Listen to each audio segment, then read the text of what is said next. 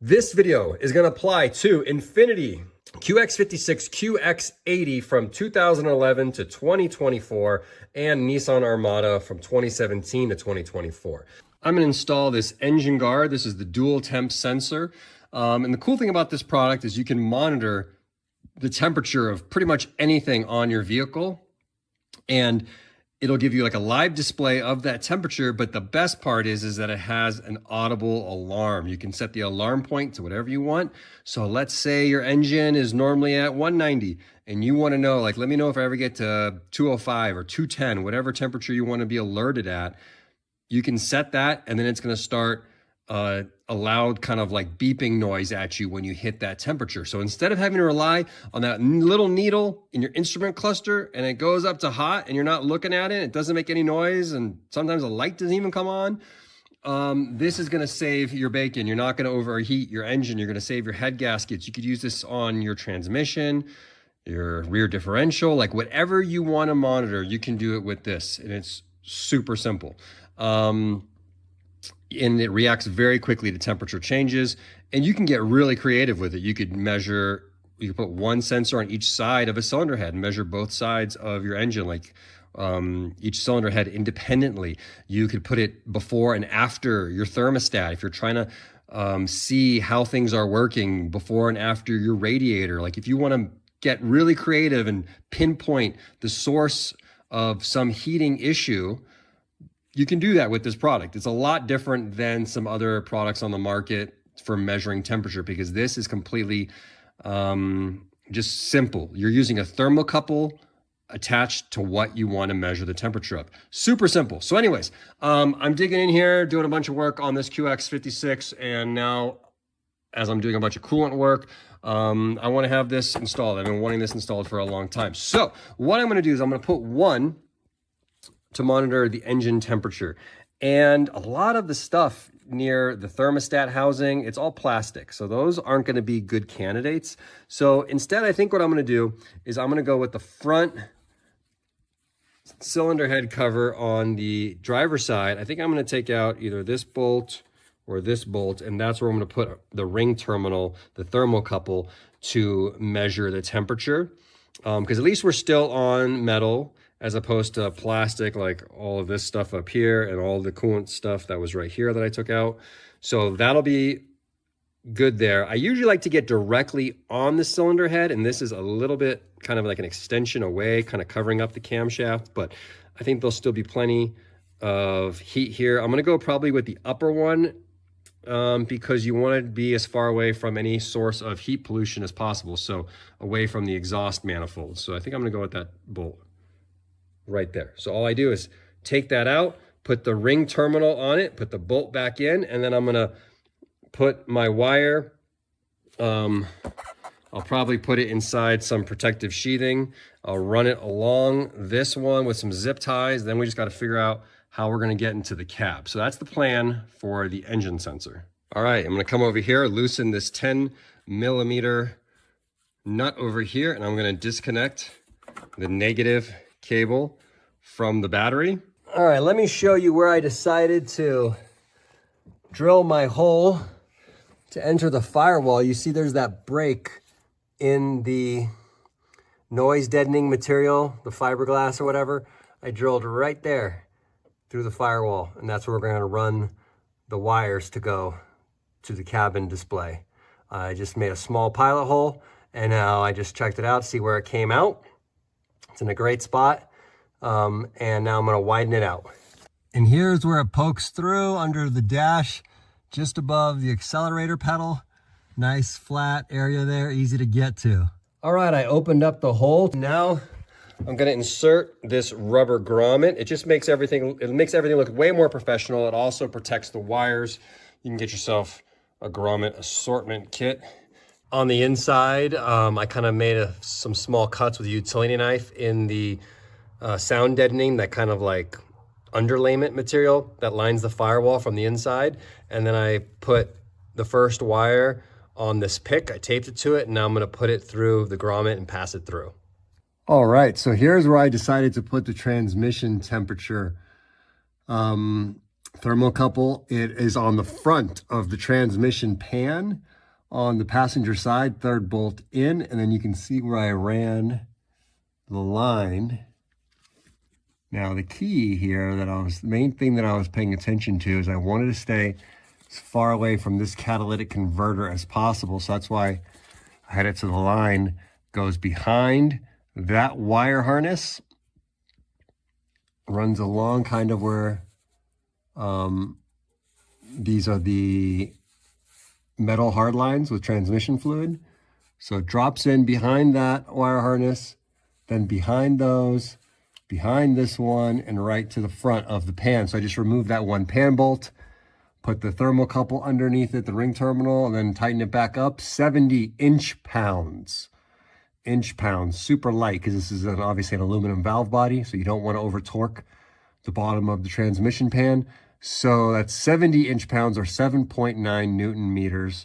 And what I also did is I ran, I covered the engine guard wire with some wire sheathing, like some heat sheathing, some plastic stuff, just to give it some extra heat protection.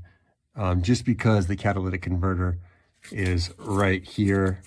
So it's about probably about 6 inches away from it, so it should be fine, but just to be safe.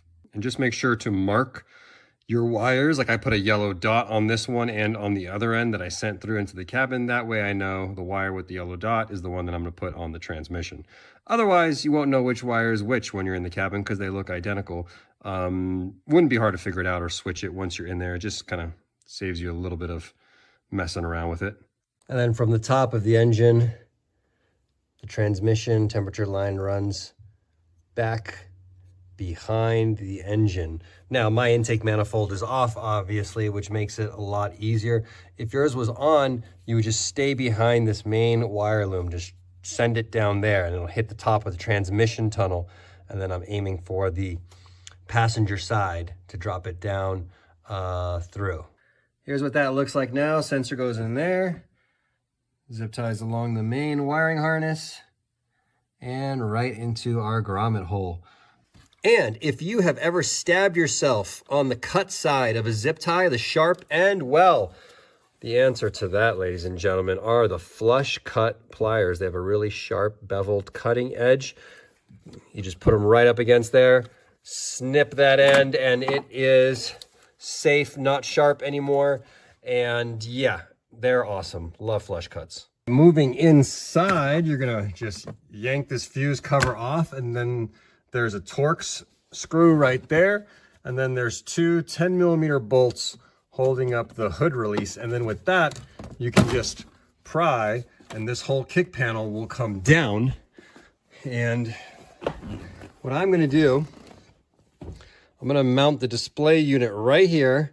I'm gonna tuck the wire in along the side, and all the extra wires and things like that I don't need, all my connections, they're gonna just be hanging out like right here.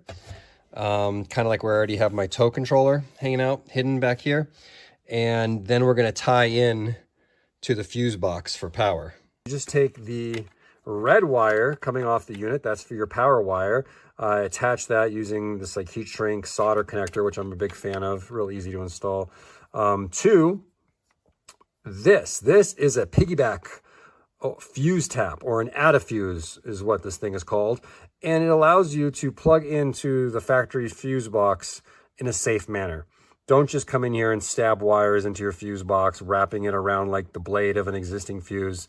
That's not the right way to do it. Like, you get this thing and it plugs into the fuse box, and then the fuse that was in the fuse box goes in this first position, and then the fuse for your accessory goes in the second position. So these come in all different kinds of sizes because there's all different sizes of fuses. This vehicle uses mini low profile fuses, and so I got a mini low profile fuse style piggyback. And all you do is you want to find a fuse that is controlling an accessory that only gets power once you've turned on the car. You don't need your engine guard running all the time. So I chose this one here, cigarette lighter. So a top 20 amp fuse. So I pulled that out, and this will just plug in where that was, and that'll give us our 12 volt power to the engine guard. I've got a 5 amp fuse, this orange one for the engine guard, and that's plenty. You can even do 2 amp fuse. This thing uses like almost no power. There is a black wire, which is your ground, and I'm going to ground it right here on this metal. If I wanted to, I could also just extend it, run it further back to like someplace more on the body, but I think this will work just fine. Okay, so now we've got to connect the actual sensors to the display unit. You can see you've got your lines here labeled sensor 1 and sensor 2. So get the end of the sensor wire that you ran into the cabin, and you're just going to connect it to these 2 wires. It doesn't matter which one goes where. So just connect the 2 wires from the sensor to the 2 wires saying that sensor on the display. So for example, this one I marked with some yellow paint, and that tells me that that's the wire that I had going to the transmission. I'm going to put that on sensor 2, and I'm going to put the other wire from the engine on sensor 1. To connect your sensor wires, you can, solder them together, butt connect them together, but the engine guard does include these like 3M Scotch lock type connectors. They're pretty cool and they work really well. You just put both wires into it all the way until they bottom out. And then all you do is squeeze that raised orange tab with a pair of pliers, and that will pierce both wires simultaneously with like a metal blade and connect them basically. And so it makes it real easy to do this. So it'll look like that. The 2 black wires from the sensor going to the 2 yellow wires on the display, and that's sensor 2 wired up. Just got to do sensor 1 now. All right, got everything buttoned up. As you can see, I did a little bit of housekeeping here with some heat shrink tubing, but I've got my sensors connected. Got our power wire going to the piggyback fuse tap. We've got our ground connected, and we've got our siren hanging out right there. I'll affix that to this knee panel in a second. I'll probably just use some double-sided tape. Just have that chill right there. And now let's just do a quick test. I'm just going to turn on the electrical. Here we go. We heard the beep. And we have our display coming to life. 74 degrees at the engine. We hit next. We go to the transmission. 74 degrees there. That makes perfect sense because they're both off and in the same area. So you can see that that works. So go from sensor 1 to sensor 2, and we're getting temperature readings on both. So our engine guard works. We heard the beep of the siren at startup, and you can turn that off, that beep at start, and so we'll kill the power to the car. All done in here, putting the final touches on everything. So you can see I have spooled up all the excess sensor wire here, and then zip tied it to this bracket. That way, if I ever want to relocate some sensors, I've got tons and tons of wire to do with it. That's another thing that I really like about the engine guards. They give you like 16 feet of wire for each sensor, so you can really mount them anywhere on the vehicle and still have plenty of wire to come into the cabin. So I've got them all zip tied out of the way. Got my siren just mounted down here with some Velcro, some 3M dual lock just stuck on the back of the knee panel. So that'll be like alarming right here underneath the steering wheel, real easy to hear. And then what we're gonna do is we're gonna mount the control panel right there. I've already cleaned the area off with some isopropyl alcohol. So I just gotta peel the adhesive backing, put that right there, pop the knee panel on, and we are done with this engine guard installation. And well, I think I'm done. I think I am all set. You can see how the engine guard came out, all buttoned up right there. Looks pretty good. The wire just tucks in behind the steering column. All right, I think everything's reconnected. Let's see what we got.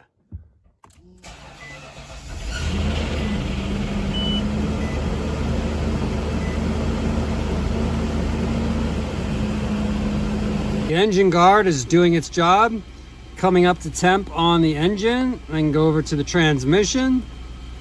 So that's good. And we're just gonna sit here and let it get up to temperature. So the engine guard comes with installation instructions, but they just cover the main aspects of installation, like running your sensor wires and how to set your alarm points. There is much more that you can do with this unit. You can adjust the brightness, you can change the units from Celsius and Fahrenheit, you can decide if it beeps on startup or not. There's a bunch of other things you can do, and for that there is a website you can see right down here for full owner's manual, engineguard.com.au/installation. All right, I just came back from a test drive. I'm at operating temperature. You can see the engine guard saying the engine's at 177, transmission's at 172. Now I did check the engine temperature with a OBD2 reader, and it's saying 190, so I'm 13 degrees off, and that's totally normal because the OBD reading is measuring the coolant temperature from the coolant temperature sensor, and this is measuring the front of the driver's side like camshaft cover. So it's going to be different, and it's not that big of a deal. 13 degrees off, not a huge deal, because what you're going to set, for me, I mean, the point of this is measuring a critical level to get an alarm. So I'm not really that concerned over where this is at operating temperature. I just know I need to set my alarm point, say 10 degrees above what's normal. So I guess my main point that I'm trying to illustrate is if you're using this as an alarm, is that your main purpose, you don't care so much about the reading and more so the difference, what's normal and where do you want the alarm to be. Other thing that I'll point out is it is hidden by the steering wheel where I put it. I don't mind that, again, because I'm mostly just wanting like an alarm. This isn't my car, this is my wife's car. She's not gonna be looking at the temperature. It's just better than having to stare at that, see if you're overheating, like just something with an audible alarm. And then if I do wanna see it, I can peek up and see like that. But if you wanna see it, then a better spot would probably be right here, right underneath this vent. And then you'll be able to see it while driving real easily. So just an idea for you.